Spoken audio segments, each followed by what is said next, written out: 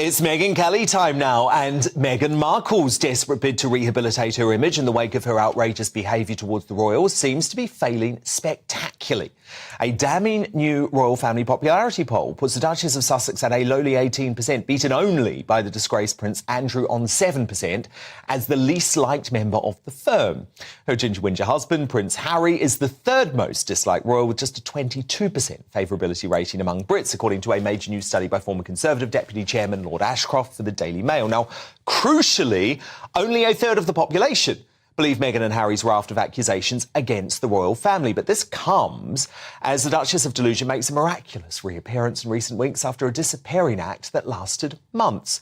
Her sudden return with a brand new makeover, a weird kiss cam stunt at the basketball and a new deal with top Hollywood talent agency all came rushing in just days before Charles's coronation. So Megyn Kelly, with the toxic Sussexes totally sliding in the popularity stakes, despite this attempt by Meghan to insert herself into the coronation conversation because she's clearly so jealous that she's not coming. Actually, do you reckon the king is just better off without these two? All right, this one is raising a lot of eyebrows. Megyn Kelly is claiming that Meghan Markle may have been envisioning her future royal life long before she ever met Prince Harry. And the detail that's got everyone talking? A so-called vision board. According to Kelly, Meghan may have mapped out a life that looks very similar to where she ended up, even while she was still married to her first husband.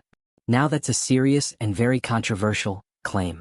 So let's break down what's actually being said, what it means, and how much of this is fact versus interpretation. So here's the core of Kelly's argument. She suggests that Meghan had a clear idea of the kind of life she wanted: status, influence, global recognition, and that she actively visualized that future. The vision board idea comes into play here. For those who don't know, a vision board is basically a collection of goals, images, words, and ideas that represent the life you want to build. Kelly is framing this as evidence that Meghan's rise wasn't or purely organic, but something more intentional. But here's the key thing. There's no widely confirmed, detailed proof of a specific royal life plan created at that time. Oh, 100%. I mean, very clearly in the UK, the people cannot stand them, especially her. I mean, 18% approval? I think even the US Congress has a higher approval rating, and they're beneath a cockroach. I mean, it's really dreadful. And what I've realized over this past, I don't know how long we've been covering them, but let's just say year, but it's emphasized by what's happened in the past week, is they are dumb. My God, they're dumb. I'm sorry.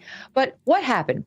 Their approval ratings, at least here in the United States, were holding on as of December prior to their publicity tour. Like they were hanging in there in the United States, not the UK.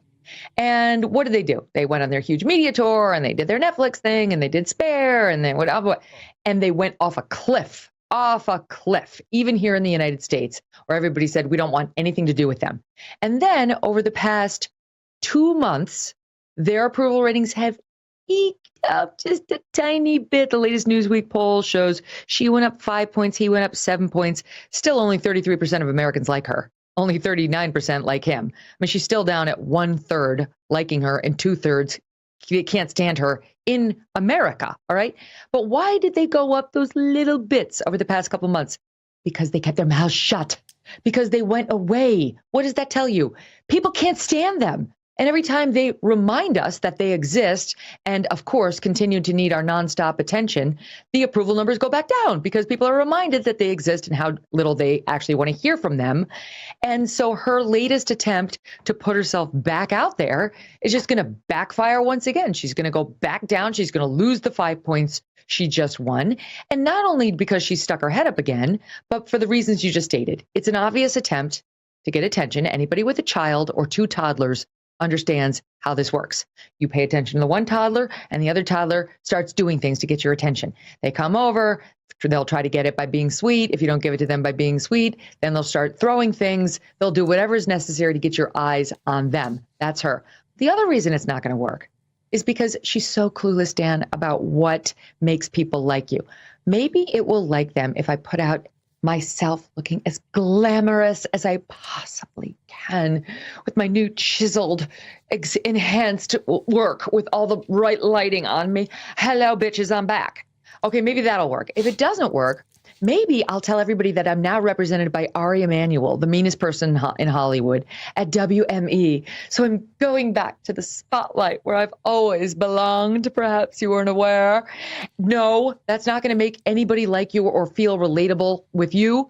And then I'll just happen to be caught at the basketball game on the kiss cam, and oh no, honey, oh, everything's an act. She never has one genuine moment, and we can smell it now from a mile away. So she's right not to go. We didn't need to see that at the coronation. Much as I would have enjoyed the boos, I will still be booing him from my house. I would have liked to see her get booed, but she's smart enough to realize that would have happened there. So what we're really looking at is a theory built on interpretation, not hard evidence.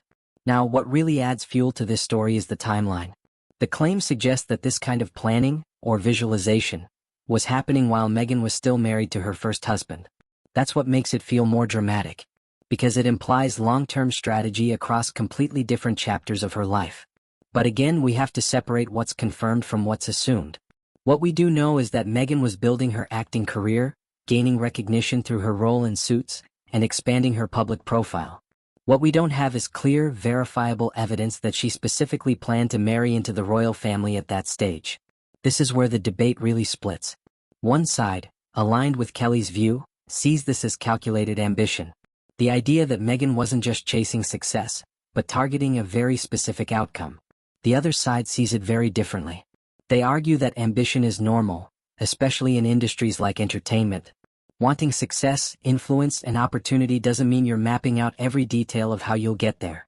But there's no saving it. If they resurface, their numbers go down. The only way to make them go back up is to go back into the quiet, private life they lied about actually wanting.